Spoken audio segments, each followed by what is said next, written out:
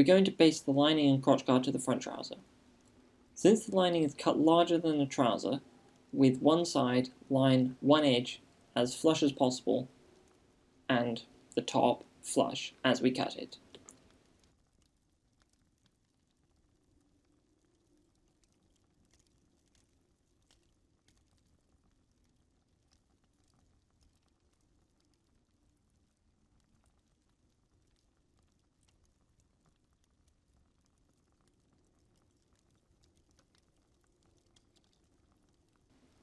Start with basting on the top, starting on the flusher side, creating fullness in the lining along the top by pulling a small amount of the lining towards each previous stitch.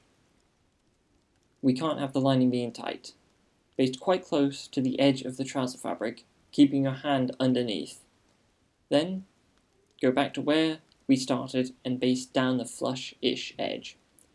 If it's the front edge, then make sure you put on the crotch guard. However, with regard to the crotch guard, I think it might be easier to baste it on separately after we've basted on and trimmed the lining.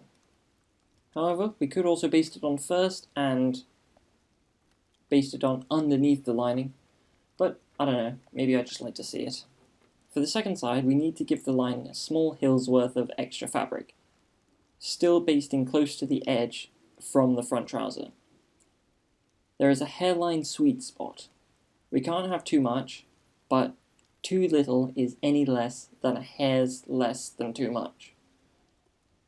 If we do have too little, short term it could shrink and we'll end up with a smaller trouser. Longer term it could tear. It comes with experience and really much more easily if you have someone with experience to critique you in the moment. Oversimplified, if it's the correct amount, we should be able to brush the lining with our hand to distribute the ease to the point that it almost disappears. Too much and the lining will just pleat too easily.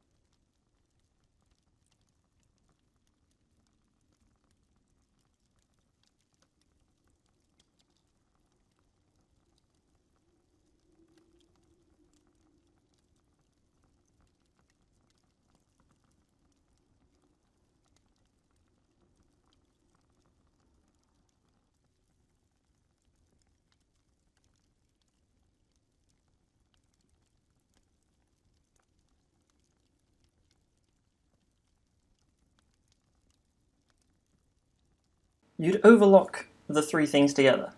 I would say that you're unlikely to have an overlocker though. Hence, if your machine has a zigzag function, use that.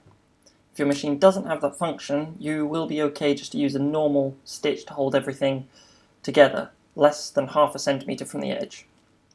If you don't have an overlocker but you do have a lot of time on your hands, then you could blanket stitch all the way around. I don't even have the patience to zigzag around all the way, to be honest. We would overlock with all the pieces right side up for every run of overlocking. We also wouldn't overlock across the bottom, along the hem at this point, until we put the front and back together, so we would do it before we put up the hem. If you have none of the above, just make sure your basting stitch is secure.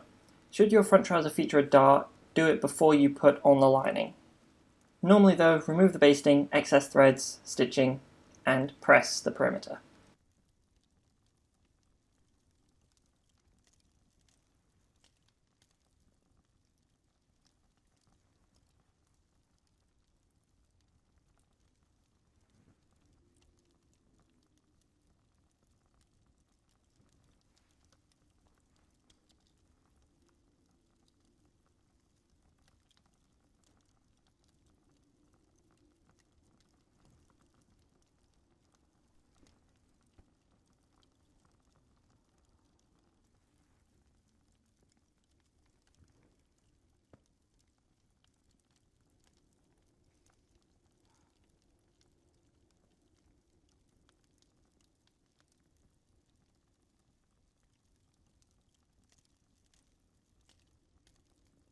I can't do what I normally do to create the centre front crease because domestic irons don't have a strong forcible jet of steam button.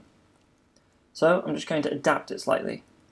I'm starting with pushing the excess lining fabric towards the sides away from the centre front.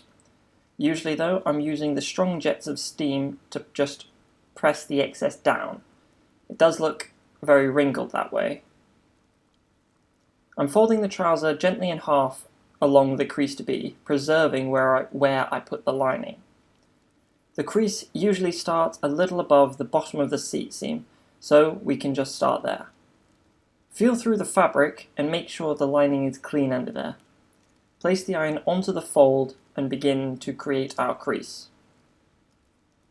Ordinarily, I'd be pressing the entire width of the trouser, but the lining is dense at the edge and would crease significantly, so I won't here in this case.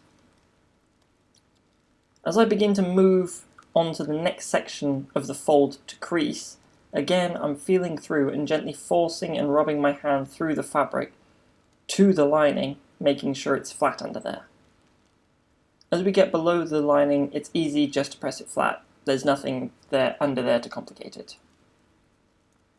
Check that your crease is sharp enough to pass the paper test, and also check the lining side. We want a single good crease in the lining as well. If the lining is creased or pleated anywhere else, then just iron those out.